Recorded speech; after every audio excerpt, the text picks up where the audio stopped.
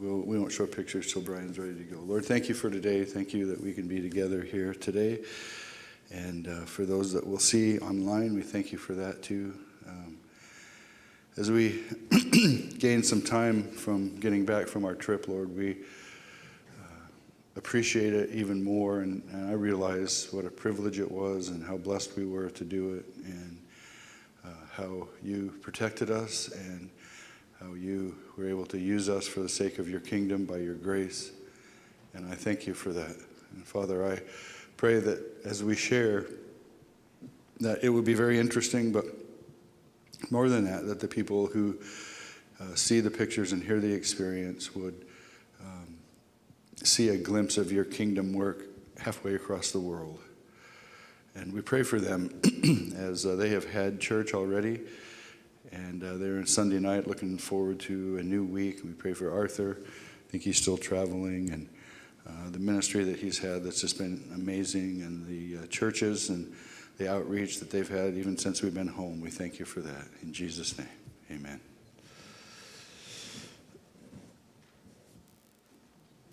Okay, it looks like we're on. We prayed. I'll go first, Jeff, and leave you the last half, or the last bit of it, so Brian can get my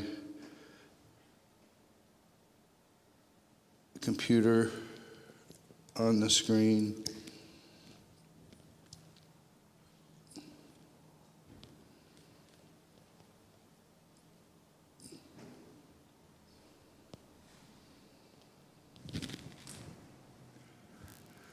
Looks like the pictures are not quite as big as I wish they were, but that's okay. Brian can zoom in on those. Let me grab this mic. Why don't you guys kind of move over this way a little bit so you can share a little bit if you want to as well. So here is Africa, you can see. And obviously Uganda is the red country, roughly speaking, right in the middle of Africa, a little bit to the east. And hopefully my little clicker is going to work.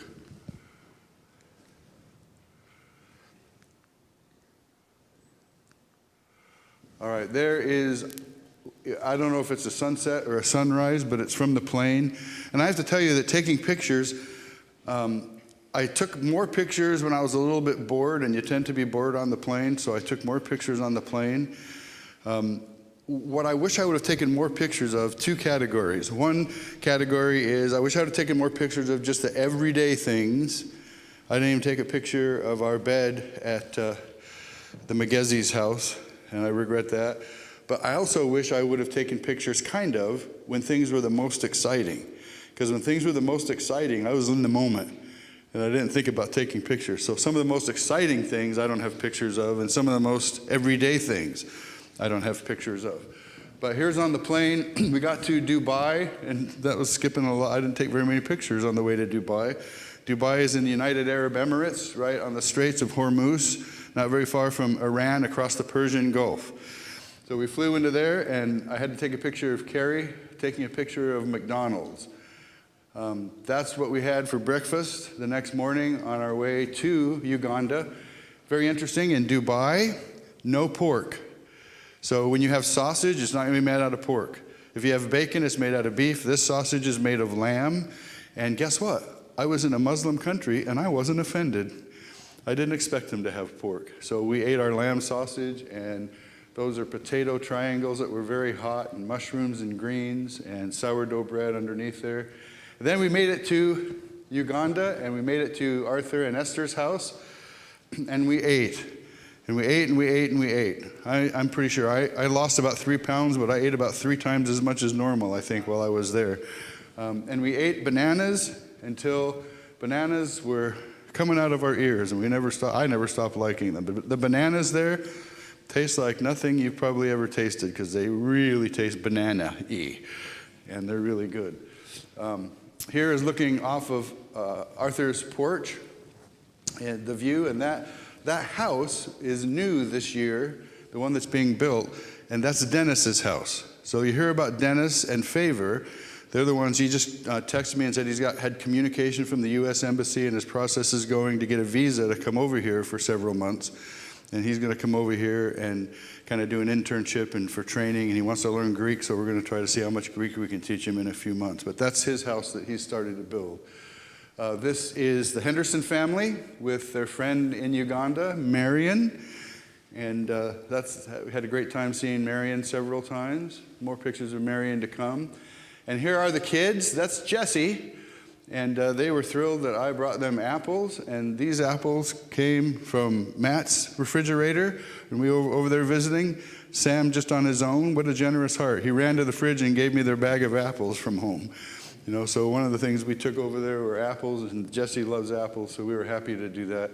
Here's the church, Christ Transformation Church, and since we were there last year, they've done a lot more work and just really finishing it up and snazzing it up, and looks great on the outside. And here is worship service.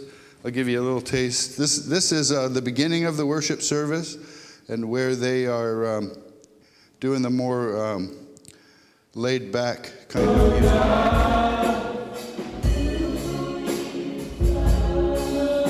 That's Pastor Alex. His wife while we were there was pregnant, and I don't know when she's gonna. Almost every of the young pastors' wives when we were there were pregnant. Just like here, lockdown babies, right? And so many of them were pregnant, and one of them you'll see a picture had the baby right before we left, and another one's going to have the baby next week, and so they're kind of all spread out. But Alex's wife was pregnant. He's one of the pastors there at Christ Church, our sister church, and we'll have more to say about that, and Jeff will. One of Arthur's sons, Chris, has a wonderful ministry where Sunday night these young men get together and they play football on Arthur's lawn. And you can imagine it's not American football. And so Jeff, while he was out, brought them a brand new soccer ball because the one they were using was worn out and yucky. Then we went to the mall. We went to the supermarket, and there's the mall. It's kind of a semi-outside mall, and instead of being way spread out, it's many stories. And so you can see many stories up and many stories down. And here are three kids, actually, if you can see the third one in the back. I took a picture of these kids because they were about halfway between Arthur's house and the church. And every day we would walk about a quarter of a mile from Arthur's house to the church. And most days we'd come back for lunch and then go back and then come back in the evening. And every time, after a couple days, every time we walked by, one of these little kids would say, "Hi, Mzungu." Mzungu means white person. And they would say, "Hi, Mzungu." And we'd say, "Hi." And then we'd walk a little bit and they'd say, "Bye, Mzungu." Bye. And it was like clockwork every time we walked by them. "Hi, Mzungu. Bye, Mzungu." But what cute little kids. Here's the church kitchen. It's you can see an outside kitchen. And the lady you see there, the tall lady, is apparently the kitchen lady for their church. And so they were cooking lunch I think they were cooking 3 meals for all of the pastors that were there. Almost 30 pastors came for the class. And so these ladies were cooking, and they would cook rice and beans and posho, which is ground up corn. It's kind of like cornmeal mush, but not very wet, and it's kind of like a solid thing, and they would just grab a bit of it and eat it with beans and other things. Jeff and Faye and Carrie got opportunity close to Arthur's house to go to this church and speak to women. I think they went at least 3 times to speak to women, and that was a wonderful opportunity. I got to go up there one time to see what was going on. And outside, here are a bunch of moms looking on as, these pictures are not in the order I'm expecting. That's fruit back at Arthur's place, and that's mango and pineapple and watermelon, and the seeds are passion fruit. I have a feeling my pictures got all messed up. Here is dinner one time, and a great big plate of food, and it was actually really good. This is bad, my pictures are not in the right order. I guess we'll probably see the picture of the close-up again, but there are 2 great big tilapia fish on that platter, and what they call Irish potatoes, what we would just call potatoes. And there's cooked banana on there, and that was really good. Here we went to dinner at Naomi's house. You can see she's very pregnant right there. Maybe less than 2 weeks from having her baby at that point. That's her youngest, Jonathan, and we saw him last year, obviously a year younger. He's about a little over a year now. And that's Esther, of course, standing with her, and you can see, I think, a slice of Brian standing there. And this cake on the lower left, it says CTC and SCC, and it was to celebrate our sister churchhood. That was wonderful. And the next picture is supposed to be a close-up of the cake, but it's probably not going to be. See, no. I don't know how these got all messed up. So this is Naomi and Davis, her husband, after she had the baby. And Carrie wants to share something about that. Why don't you stand up here? If you see the cake again later, that's great. Naomi baked that cake on a charcoal fire.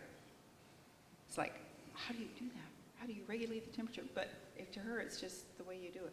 But Naomi is finishing her master's program at Multnomah. She's set to graduate in May, and hopefully we will get to have her here. She'll be able to come, but she did have the baby just 2 days before we left, and I said to Steve, I've got to go see that baby. So I found out she was home, and I went over to see the baby. And I tell you what, that baby was the most beautiful baby. Oh my goodness, he was just perfect. But I think for me, the most fabulous part of Uganda was renewing friendships, because these people are people that we've met before. And Naomi talked about how special it was that we would just think of her and contact her. And I thought it was no big deal to me, but it was very special to her, and she really appreciates our church and would really appreciate our prayers that she will get to come in May. And I think one of the first times, if not the first time, Arthur was in our church, he came with Naomi, and she sat right up here in our church service. So you may not remember her, but she has been to our church, and hopefully she'll get to come back in May. Thanks, Carrie. Here is Arthur. Here's a little plot of ground next to Arthur's, and I'm actually hoping it works out. These 3 plots next to Arthur's compound. And I'm actually hoping it works out for me to own this plot of land right here. So check out what I'm growing now. beautiful. Yeah, you see where those people are. Bananas. Yeah, and jackfruit. Jackfruit. Mangoes. Mangoes. There's a coffee bush. Yes. And there's eggplant. Yeah. And there was something else. Oh, there's corn right there. Yes. That looks like a coffee bush right over there, doesn't it? Yeah. They call it maize. But check this out. As we speak, I am now growing coffee. Is that great or what? A couple of girls on the worship team at church, and I got a kick out of some of their T-shirts. She's got a rock and roll T-shirt on. I'm not sure what the other one says. That's Joshua. Joshua is an amazing young man. He worked hard in the kitchen the whole time we were there, helping prepare our food and cleaning up and just all kinds of stuff. He's related to Dr. Arthur, but when you get him at church and he starts leading worship, he just comes alive. At home, he's just kind of quiet, and unassuming, but he just comes alive when he's leading worship. And he has led worship at very large churches, and you can see how he would be able to do that. Here's Arthur's farm, and you can see a structure there kind of in the background that they're trying to build to hold the harvest of, they call it maize. Those are banana trees, and it's really fun to see the farm. They grow pigs. Obviously, that pig had a bunch of little piglets. These pigs get huge. They get almost the size of a cow, and I saw one that was amazingly big. That is a pot full of little piglet tails. They take their tails off. Well, you're not in Kansas anymore. There's us. That's at the farm, yeah. Vincent, I guess, was at the farm. Here's at the farm again. And if you're looking out toward that mountain, down toward that tree that you can see through that hole is Arthur's farmland, and those are some of his farm workers. That was on a Sunday. They'd been in church on Sunday. They're growing some maize there on part of his farm. And here's some of the farm buildings. That's the kitchen that the farm workers use. You can see they do a lot of cooking on a fire with wood, or if they have it, they'll use charcoal, which is still the same sticks of wood made into charcoal, however they do that. Here is Jeff, and I took a video of it, I thought, but I did one of those stupid things that I've done in the past where I hit the thing and it stops the video and I think I'm videoing, and then I hit it again and it starts it when I don't want to be videoing. But anyway, you can see how Jeff is looking with a very determined and angry look at that banana tree, because he's going to take a machete and up high, he's going to make a big cut in it, and it's going to come down, and it'll have one big bunch of bananas. What we call a bunch, they call a cluster. But it'll have one big bunch of bananas. You'll see those pictures. And it'll come down. It came down slowly, and the farm worker grabbed it, and then they were able to cut it off, and then they cut down the banana tree and chop it up and let it sit on the ground for fertilizer. One banana tree grows up, and it gets mature, and it grows a big bunch of bananas, but in the meantime, a bunch of other banana trees are coming up from the roots. So about the time the one banana tree finishes with its bunch of bananas, you got others coming behind it, so pretty soon there'll be another one, and it just keeps going that way, so it's pretty interesting. Farm workers, they love to get their picture taken, and I realized when I saw the picture he was showing off his fancy watch that he had. I had my watch, and a couple people commented that they liked my watch. Kind of funny. Here we are getting ready to eat, and this was a special day. I hope the right picture is next. We'll see. But Carrie made dinner because Arthur loves Carrie's pot roast. See, the thing about the meat over there is when they cook meat, they cook meat. I mean, they're serious about cooking the meat, and it's that it's cooked when you get it, right? And it's funny because papaya, which they have in abundance, is supposed to be a meat tenderizer, and they don't know that. But Arthur loves Carrie's pot roast because it's soft and tender. So Carrie tried to figure out a way to make it. I don't know if you want to comment on this. There's the chef, David. I called him Chef David, and he's got some of that pot roast with carrots and Irish potatoes, and he was really happy and liked it. I'll have a picture later, I guess, of the pot roast. Maybe it's good because we'll spread these pictures out through both services. I thought this was interesting. Those are just two poles, just trunks of trees, skinny trees, and you can see down close to the roof how they're spliced together. So two poles spliced together, and at the top of that, there's a little antenna for a television. So there's a television inside that house. I played for them my favorite song. I kept asking them to do my favorite song over there. And so they did that several times. And I said, I'll play one of my favorite songs from home. And so I played our worship team doing the Revelation song over there.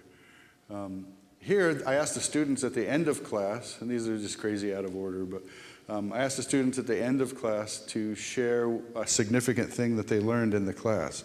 So here I went teaching the class. I finished it in 7 days, so I was able to go on the trip that they had planned. But we had 7 8-hour days of class. And I was supposed to cover Revelation, but I decided not to. But we covered all the epistles from Romans to Jude. Now my computer tells me that's 2,767 verses. And one of the things I wanted to communicate to them is the importance of the text of Scripture itself. Read and interpret the text, preach the text, teach the text. So at home I did some calculating and some trial, and I found that I could read all the epistles in about 15 hours. So we read aloud every verse of the epistles. And then every once in a while I would stop and comment where I thought I could. I left off about half of what I really wish I could say. But we finished all of those epistles in 7 days. And without a whole lot of interaction, And honestly, part of the reason is many of them are so hard to understand, even though they're speaking English. It's a little bit embarrassing for me because I have to keep asking them to repeat and figure out what they're asking, and so it's kind of hard to have an interaction. So I wasn't sure that much was connecting. I mean, because we were going long hours, and we just didn't stop a whole lot. We did stop, though, for, they laugh because I call it a bribe. And now they say, do we have a bribe today? So in the afternoon when they're tired, that's when we whip out the meat snacks. And they love the meat snacks. Most of the lollipops go to the kids. Some of the students got some of those, but we whipped out the meat snacks and gave them the meat snacks to keep them going. But here is a video. I wish I could play all these videos. I don't have time to play all these videos. This one is about 6 minutes long or so, I think. But they're the students sharing something that they learned. And when they went around and shared, it was all different. I thought, wow, that is awesome. They were listening. And one student who kept just writing the whole time, he had this empty book and he was just filling it up. I finally asked him, what language are you writing in? He said, English. And when I asked what he learned, he started off on the book of Romans, and he went all through the book of Romans, talking about the Romans road and all of that. And when he stopped, I was going to make a joke and say, what, nothing from 1 Corinthians? You know, because he went on and on and on. But then he finished Romans and he went on to 1 Corinthians and 2 Corinthians. And finally when he stopped, I said, what, nothing from Jude? And I got him on one video by himself. But it was such a blessing. This is him right there. That is a 7-minute video of him just talking about what he learned. Notice the woman in the blue dress in the back. Remember her, that's Lucy. She's going to come up later on because she lived a long ways away. She traveled a long distance to get to the class. And on our trip, on our travels, we travel a long distance, and we ended up going through her town, so we stopped and we had lunch at her house. So we'll show you pictures of that. That's Arthur talking to the students at the end of the class. And I wish I could play that for you because he said some great things about me, but I won't. Here's a picture of the wonderful mosquito net that we sleep under. I'm not even sure if that's a purposeful picture, but that's as close as I got to the bed at Arthur's. Here is that same Pastor Nathan who talked a long time. Very much a blessing, but he's leading a song.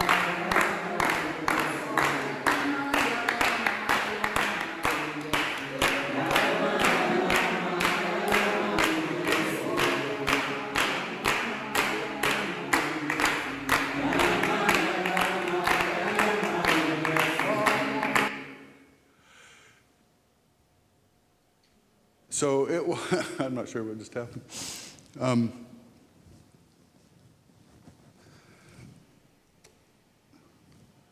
I think my computer ran out of juice. I'm going to have an extension cord. So it was interesting in the class because when we first started class in the morning, we would always, I thought this was plugged in. Can you plug that in over there for me, Molly? It was a great way to get everybody's attention and get them into the classroom by singing a song. So in the morning, one of the pastors would volunteer to stand up and start singing songs, and everybody would gather. And then we would break for lunch, and then at lunchtime, same thing. Everybody would come together, and somebody would be leading songs. And they had no instruments, but they would clap and tap on the table and those things. And it was really, really quite an amazing thing. My computer is going to want a minute or two to get back together, but is there anything that you want to share about any of the pictures you saw?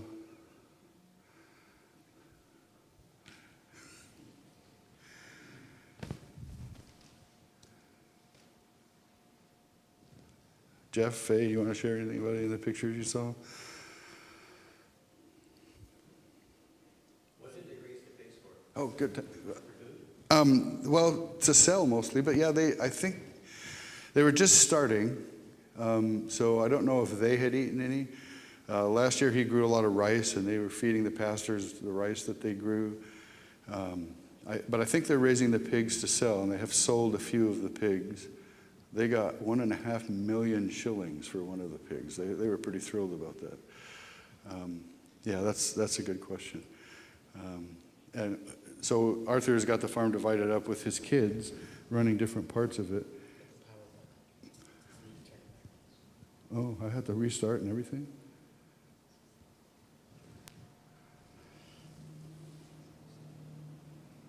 So you said 1.5 million shillings, but I had no idea how much. Je- That's about $400. Jeff is, yeah, $400, yeah. So that's a lot of money for them. So there could be a lot of money. His daughter is growing herbs. It's kind of funny. We call them herbs. They call them herbs. His daughter is growing herbs, and she has a dryer, and so she's going to be drying those. We brought some of those back. But get this, the dryer runs not on electricity or anything. The dryer runs on a wood fire. So it's interesting. She dried us some mango. She dried us some pineapple and some bananas. And they taste like dried smoked fruit. It's really interesting. They let me in with those. I tried to bring back bananas and some mangoes and sugar cane. And I found out it was a good thing I declared them, because then I didn't go to jail. But they took them. So anyway, yes, this is Pastor Nathan, and he was great at leading songs and worship.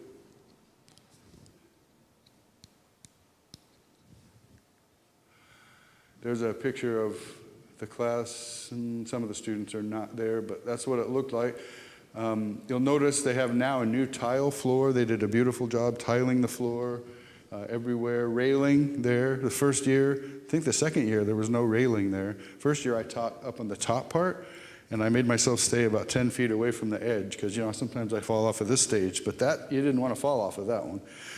They just did a beautiful job, and up on the platform there's a baptistry underneath the floor and covered by wood. So it's really, really a beautiful church, and they have it painted on the inside. That's what the students saw, and that's what we had 7 or 8 hours a day. That's scripture up on the screen. And sometimes Carrie, a lot of time Carrie helped me read it. My voice was kind of going out, so she would help me read it, and then I would stop her and comment. So, Our church helped provide that screen. oh, that's right. That screen and that projector, we helped to provide for them. We paid for half of it. So we had the Greek Bible on the left for me, and the English ESV on the right for them. And so we could make comment and things, but that's what it looked like for them. Here we are on our trip getting gas. That's one of Arthur's vehicles. They call it the double cab. So it's a Nissan pickup with a back seat. So we put our luggage in there, and there's some pretty fancy houses. This is outside of Kampala, the capital city, and I want to take pictures of this neighborhood. Pretty big, fancy houses over there. Here is outside of Kampala. When we first started on our trip, there was a place where they were making drums. And so they would hollow out the wood and put skins over it and made drums.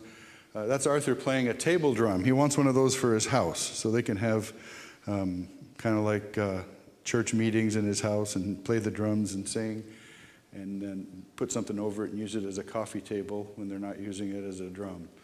There's a bunch of them. He wants to buy one. They're pretty expensive.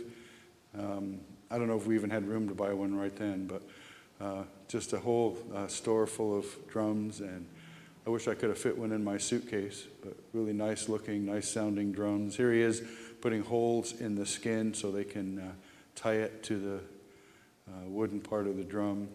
Now here we are at the equator. I hope these are in order. You'll have to have a good memory if they're not. But here we are, and he's putting water, and you can see that we're in the northern hemisphere, which tells me these probably are not in order. But you can see, and it tells you The farther the faster, the closer the slow. the arrow tells you how the water is going to spin.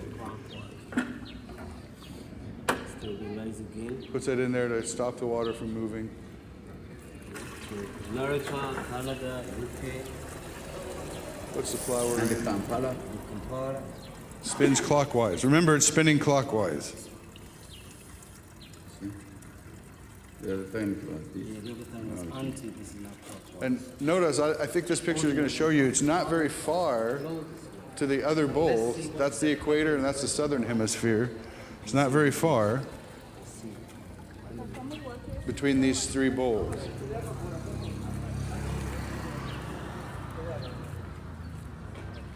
They're just walking up to the equator one right there.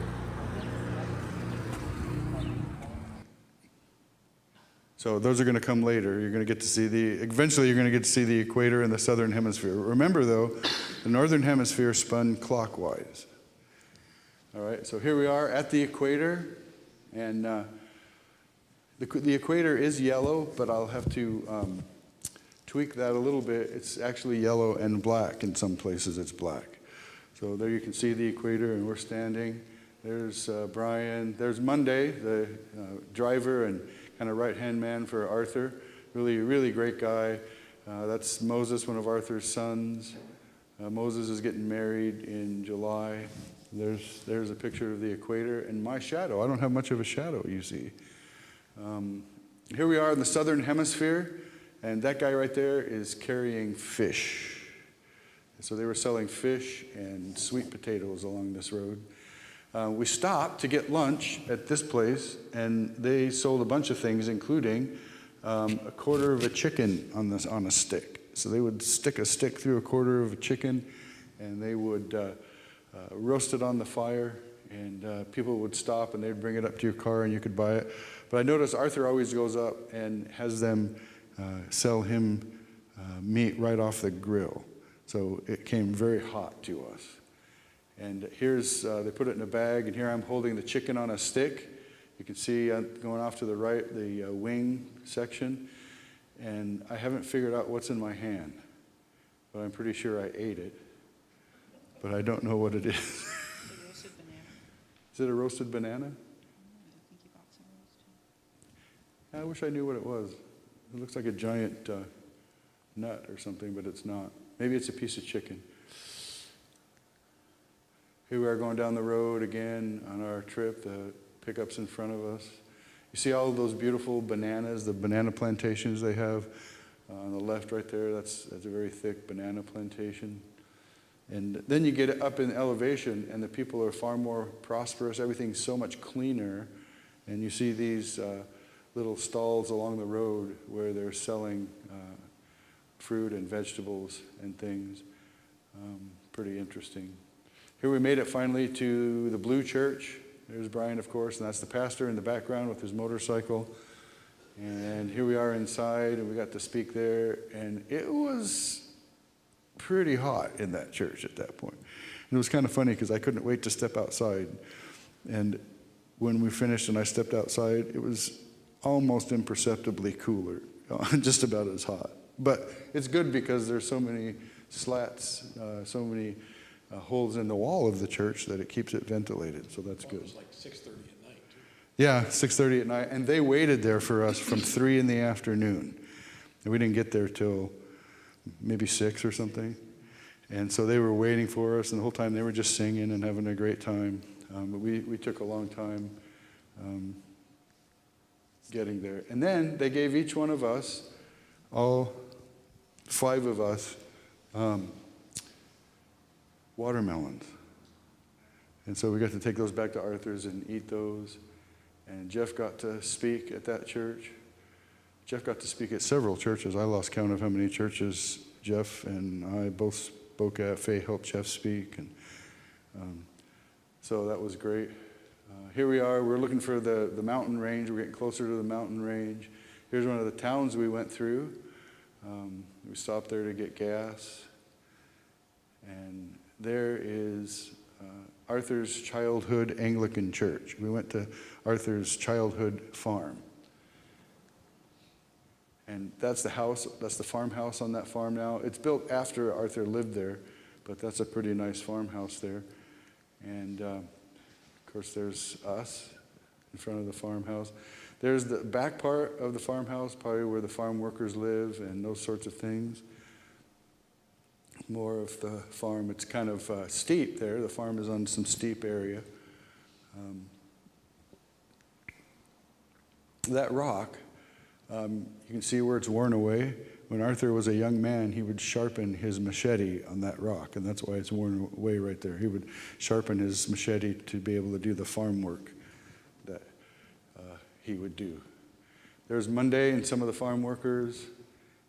That's Moses pointing to a big bunch of bananas. You can kind of see that they have this other pole stuck up. When the bananas get so heavy, they have to support the banana tree many times with a pole to keep it from falling over. And I met this lovely woman on our trip. That was at the pastor's house near there. And I just couldn't get over the wood in that table set. It reminded me of the wood that you put in John's guitar, Sam. I don't know he didn't know what kind of wood it was, but it was pretty impressive. And so that is Pastor Ignatius, Bishop Ignatius on the right. Bishop Ignatius is the first person that Arthur led to the Lord. And if the pictures had gone in order, you would have seen the place at the farm where Arthur first started preaching under a tree. But he was Arthur's first convert. Then he became a pastor, was very much persecuted in his younger days. And now he is a bishop because he oversees many pastors and many churches in that area. Isn't that something? And what a great guy. He fed us such a great lunch, and we just had a great time with him. We went to see one of his churches that he oversees, and there were a couple of the pastors that he oversees. And those pastors want to come to the class for pastors in the future. We may be having classes in a couple different places. But that's coffee. I guess the one on the right is roasted coffee. Here we are in another town, and that's the Slippery Church. That's Brian going into the Slippery Church. And I will tell you more about that. I'm going to let Jeff take over for a while. And then the next hour, I'll tell you more about the Slippery Church. In that church, it's pretty high elevation, and it started raining like crazy, and the wind was blowing. And that was the only time on the whole trip that I was almost cold in my short sleeves. And other people had jackets on. I think you actually got cold at that point. But anyway, so we'll switch over to the pictures that Jeff has, and we'll start there in the next hour. And now I can't fix the pictures because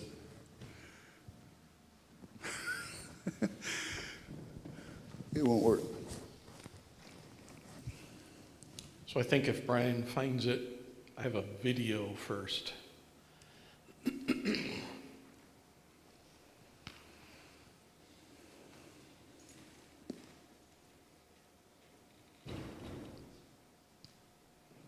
We obviously didn't practice this transition. It wasn't supposed to happen. So while we're waiting for him to find that video, I can share with you how I started in front of the churches each time. Njagala okayiga o Uganda. Naye mpola. I got much better reaction in Uganda. Yeah, the reaction whenever I saw you was they would just start laughing out loud like crazy. They thought that was the funniest thing ever. So I said, I want to learn Luganda, but slowly.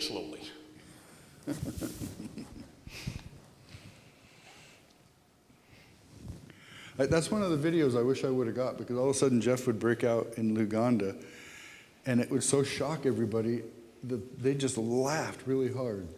And I never got that on video, and I could never predict when he was going to do it. I think Brian got it a couple of times in some of the videos It was he the posted greatest on thing YouTube. because they found so much joy in that. They did. And I enjoyed the fact that they understood me. The one other sentence that I can readily say in front of them is Mukama Katonda Gemane Gafe. The Lord God is our strength. And that one would generally get a very positive response.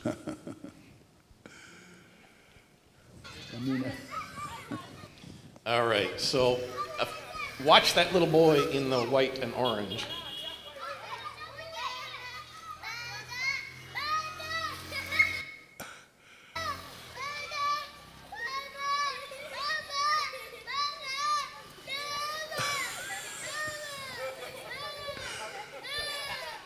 So Timothy there is handing out balloons. And that little boy came up wanting his balloon. And then he turned and saw me and started screaming, "Mama! Mama!" He didn't know what to make of this white-skinned, white-haired guy. I've been bad. And I put that in there just as a way of showing when you're in Uganda, things don't always go the way you plan. You know, we're handing out balloons and candy to make the kids happy. And here, just my existence is scaring one of them to death. Then this is Marion once again. And I think I'm going to ask Faye to come up. I did this to her in Uganda too.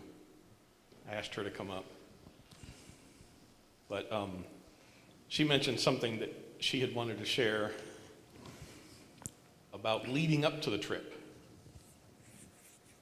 Some of her, Lord, I don't. Lord, I'm afraid of getting tested for COVID. It will be painful.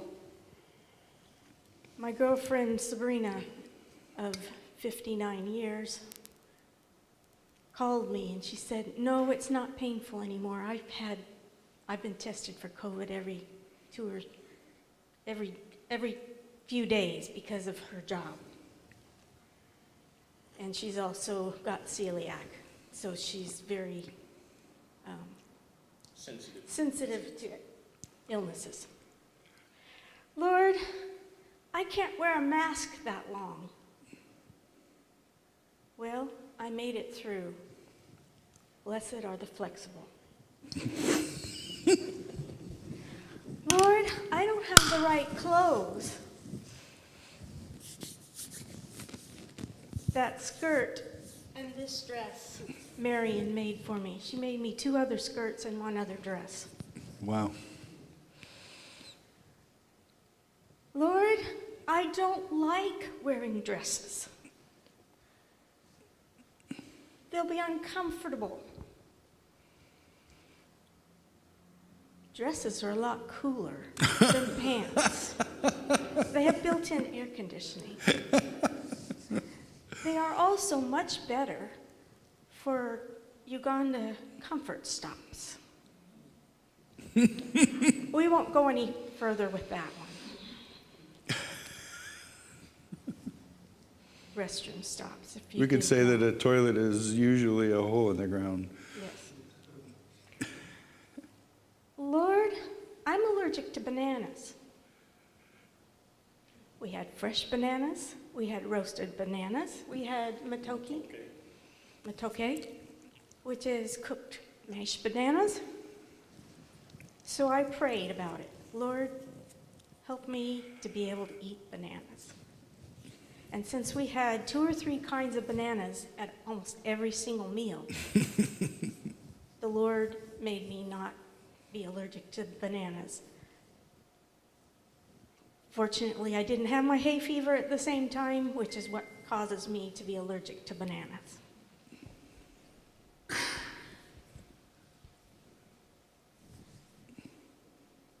I'm a picky eater. I don't usually like things that I haven't had before. But I decided before I left that I would be flexible and I would try everything at least once. I made it through. I only lost a couple pounds, which I needed to lose anyway. What about the fish? You don't like fish. I don't usually like fish, but I did like their fish. It was dried fish that they had cooked in a sauce, and it was actually delicious. I don't know what I'm going to do there. Lord, what am I going to do? Here, we thought I was going to teach people to play the keyboard. That isn't what I did. The day after we got there, we drove out to a village, and Esther says, Faye, will you speak to the ladies? Oh, no, I don't speak to people. I don't speak in front of crowds. Oh, just share something that they talked about. Put in your little bit. Blessed are the flexible. Okay, I will share. So how many ladies were there at this conference? I didn't get to see the ladies. I would guess at least 30. I sat there as they were talking. Of course, they were not speaking in English. Esther occasionally interpreted what they were saying, and there was a few things that I could add something to. So at the end, Esther says, well, what do you have to say, Faye? And I shared a little bit, and the ladies appreciated it. There was some embarrassing stuff talked about because it was a bunch of ladies together. And hopefully I didn't give them bad advice. I prayed about it, but I spoke.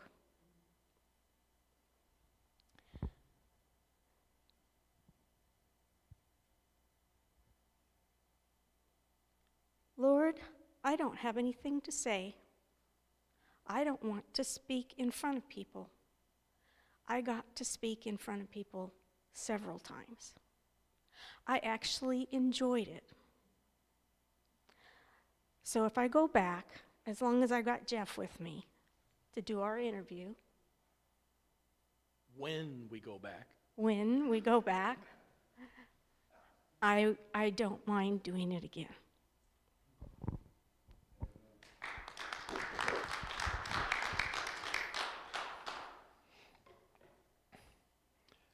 and we look really smart.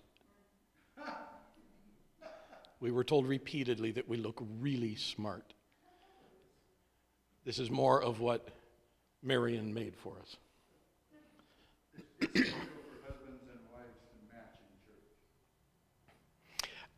In Uganda, it may be. It's actually pretty strange for me to think that I can stand up here wearing this and not be at all self-conscious. I know years ago, if you had asked me to put this on in public, it would have been like, oh no, that's not American stylish. That's bright. And it's bright. Yes, people might see me. But we wore this pair of clothes more than once in front of folks there, and it's perfectly natural. And you get told that you look so smart. Smart just means you're dressed very nice. Has nothing to do with being upstairs. Instead, having a white beard and white hair means you're wise. I kept having to correct them. No, it means you have white hair. That's all. That's it. We got a few more minutes. What's the next picture, Brian?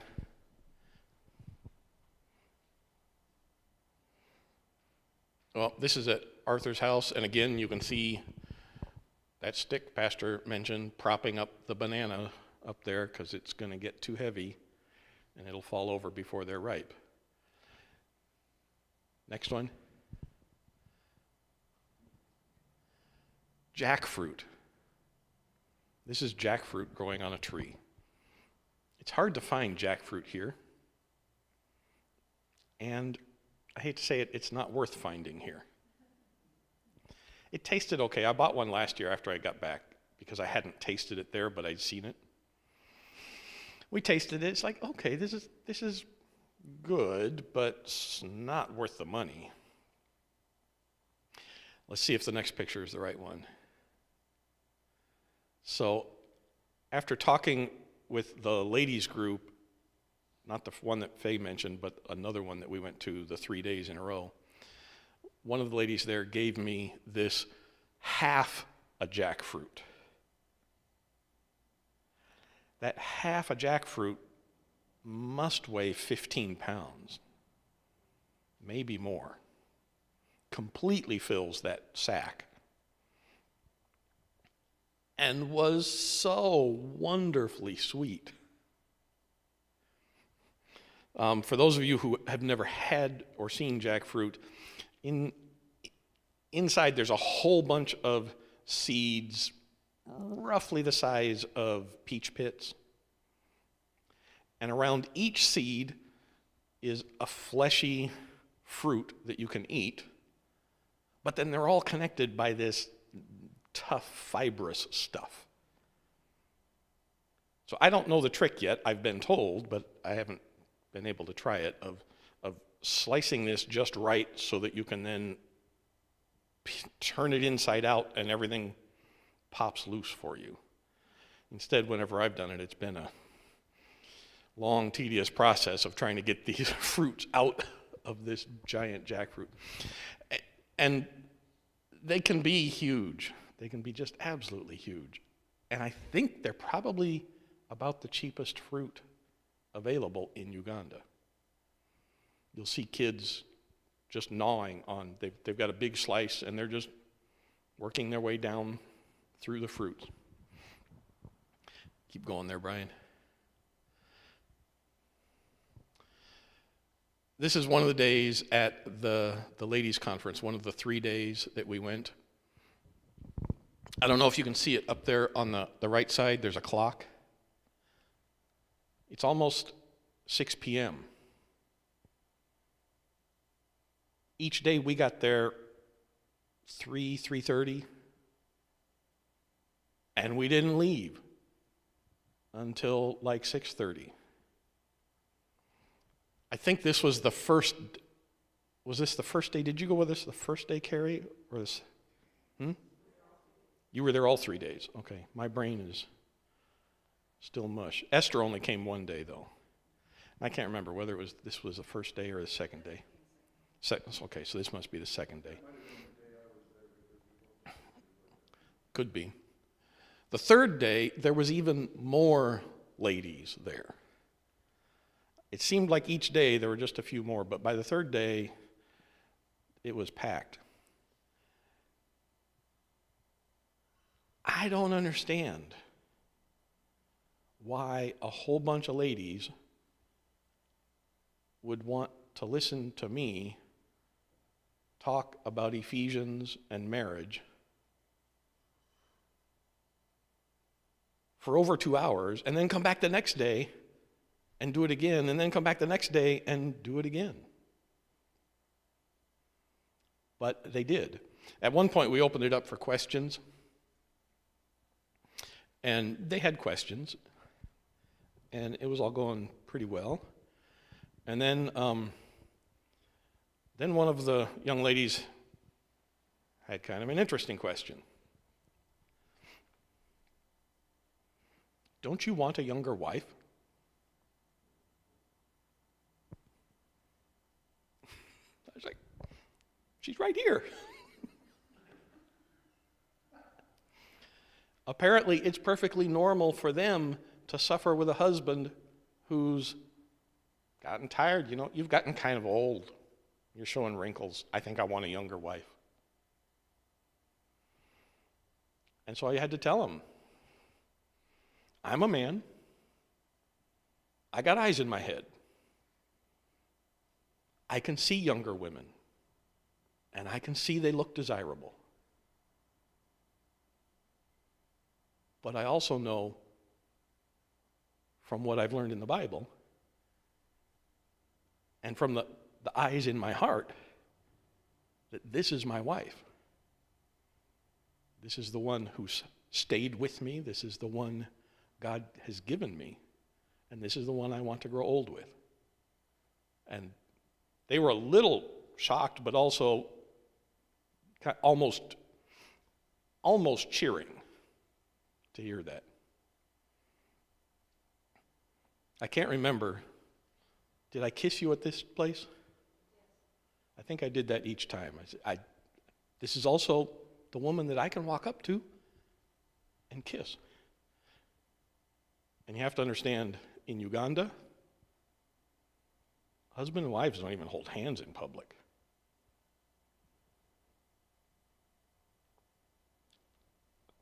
It's kind of a, whoa, did he just do that in front of the church? But I think it was Pastor Robert later commented to me, we need to have you come back and do this more. I think kissing would be a good thing. What's next there, Brian?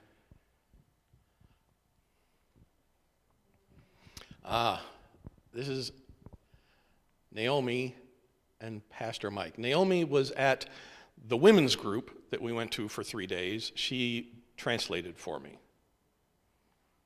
She stood there, and for Carrie. You can see she's pretty pregnant.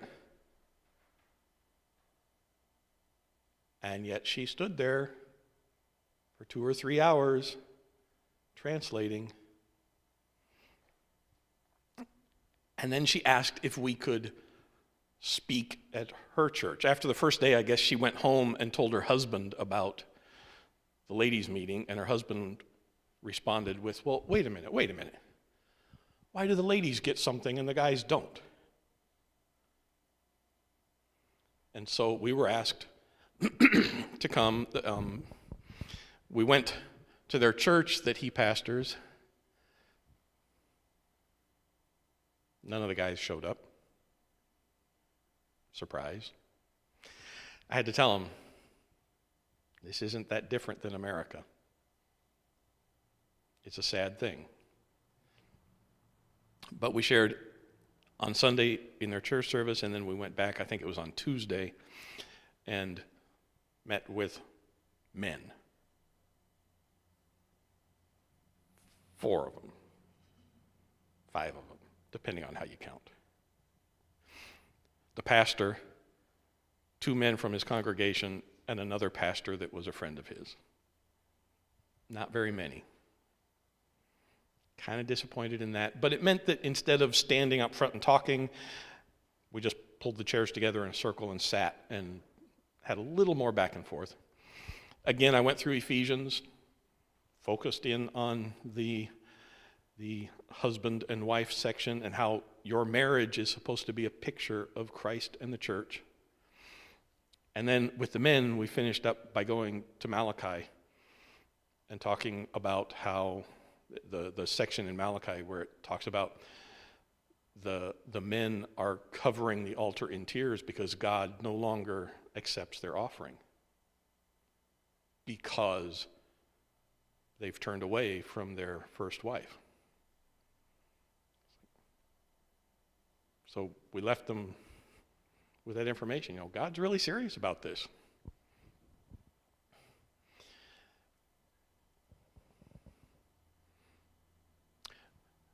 There we are. That must have been Sunday when we were speaking at their church there. And again, Naomi's up there translating for us.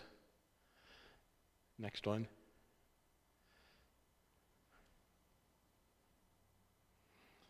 This is looking out on the Sunday morning group. And this is where I had pulled Faye up. I don't know. Maybe this was the spot where I talked about the men and the women section in Ephesians, and then I asked Faye to come up and ask her to explain to them how I have been a perfect husband for 40 years.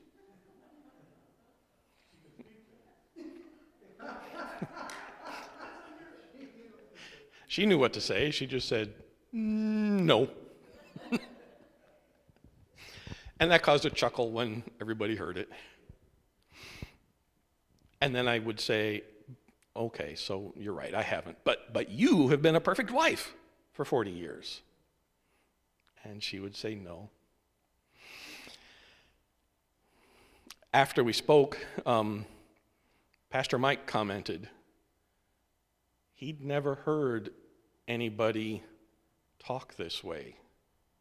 He'd never heard, the way he put it was he'd never heard an American, I don't know whether he maybe watches too much YouTube or what, but he'd never heard somebody talking about marriage from the Bible and admitting that it was difficult, admitting that it was hard work. I have a feeling when we go back that they'll be wanting us to come back up to that church. Next one there. Oh, there's the overhead view of that meal Pastor was showing with the fish and the roasted bananas and the potatoes, and I think there's onions and tomatoes in there, plus fresh bananas on a plate, fruit in a bowl. There's some water there. There's probably juice on the other end of the table someplace. And it was very good. It was scary to see those whole fish. It's not the way we do our fish here. I don't serve fish that are looking back at me. But yeah, you can see the fish is there. The fish is whole, head to tail, and it's already all sliced up. So you're basically just picking it apart to put it on your plate. And the other thing to note is, at least when we're at Arthur's, if you weren't told, you wouldn't be able to figure out whether this was lunch or dinner. Either one could have been this whole spread. Next one there, Brian. Oh, this is more about being flexible. Go ahead and show the next one too.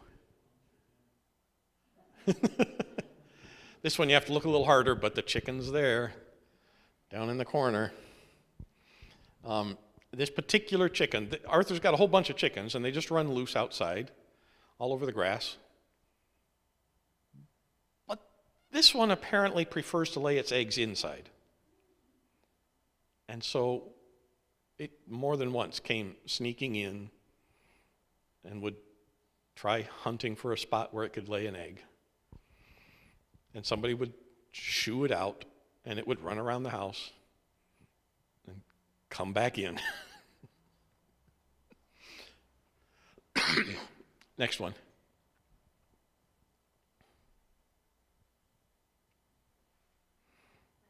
I believe it, yeah, Faye told me this is Lantana. I don't know anything about flowers really, but I do recognize this as being a house plant, not an outside plant. In Phoenix, okay, in Phoenix maybe. Oh, you can plant it as an annual?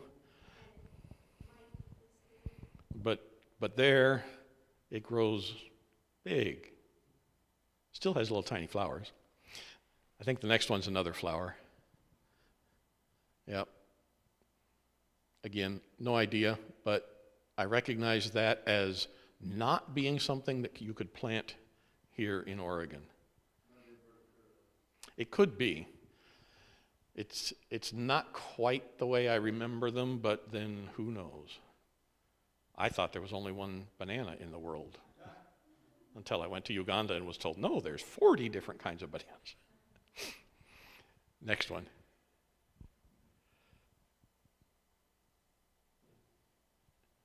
This will be a good spot to stop, I think. If you saw this in the United States, you'd say, wow, look at that antique bike. And it is an old bike, I'm guessing, by looking at it. It's got the really old style brake handle where there's a solid rod that goes down and works the brakes instead of a cable. You can see that seat has huge springs in it. But this is how somebody gets to work every day. It was parked when we stopped at the equator. It was parked out in front of the shops.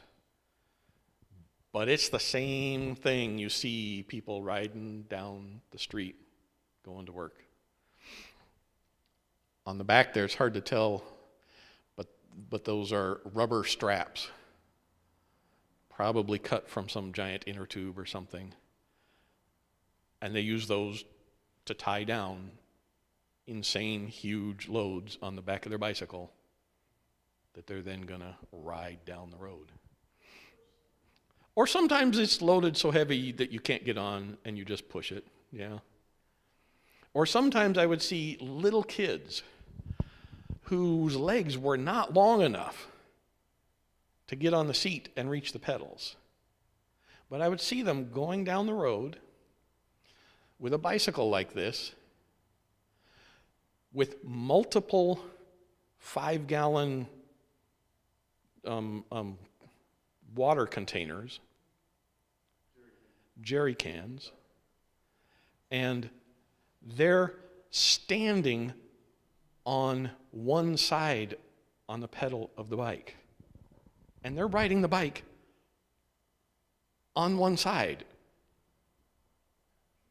I was like, how in the world do you do this?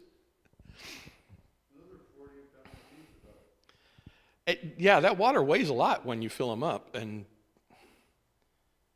you'd see what we think of as little kids who can just lift the can off the ground,